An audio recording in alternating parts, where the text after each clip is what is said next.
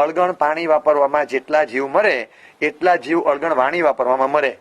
આ સત્ય જીવનમાં ગળે ઉતારવાનું.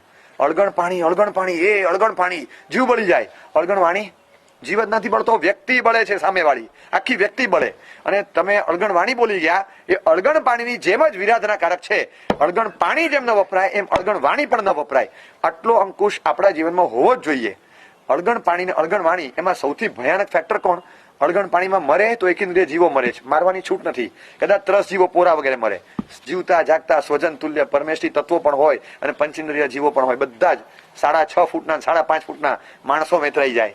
આવી ભયાનક હિંસા જેનાથી થઈ શકે એ અળગણ વાણી એટલે વાયરસ છે એક પ્રકારનું. આમ છોડે અને જેમ કહેવાય ને કે બાયોલોજીકલ વેપન છે, આવું કેમિકલ વેપન છોડે કે બાયોલોજીકલ વેપન છોડે એના જેવું નુકસાની તત્વ છે. એટલે અળગણ વાણી એ પાણી કરતા પણ અપેક્ષાએ જોખમી પુરવાર થાય એને અંકુશમાં લેવાની.